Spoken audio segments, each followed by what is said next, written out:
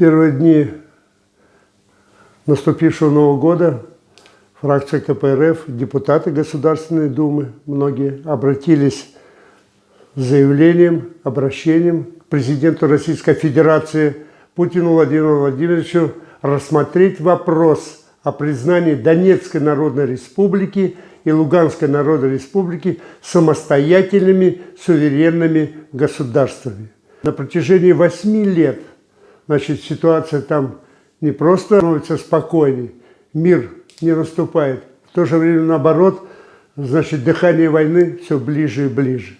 Более того, с 2014 года, когда в результате на Майдане переворота к власти пришли фашистующие элементы на Украине, прославляющие Бандеру, Шухевича, которые, запретили коммунистическую партию, подавили все политика, чтобы усилить конфронтацию с Российской Федерацией.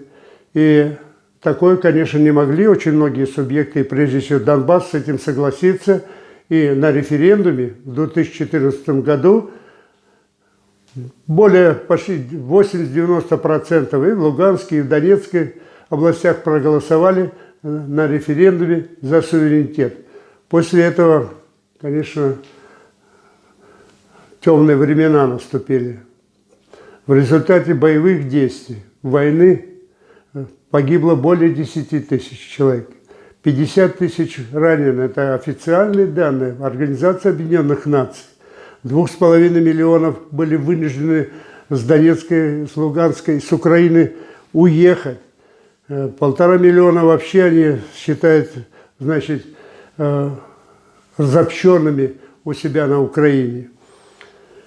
Поэтому Минские соглашения, которые по инициативе Российской Федерации были приняты, сегодня нарушаются и полностью не выполняются. Напряженность военная, она растет с каждым днем. Мы в этом убеждаемся, когда там бываем очень часто.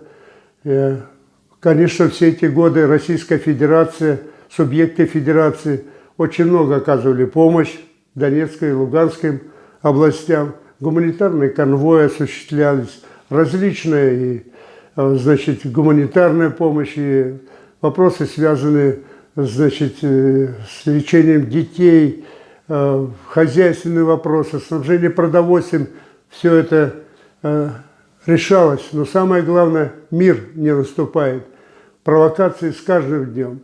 Поэтому закономерно, что сегодня обращает внимание и наша фракция, и депутаты Государственной Думы, нужно в эти дни буквально рассмотреть вопрос о признании Донецкой Народной Республики и Луганской Народной Республики суверенными, самостоятельными государствами. Тогда наступит мир, тогда можно будет думать о дальнейшем пути развития и укрепления, все-таки какие-то находить возможности, мирно решать эти вопросы. Но нужно признать их.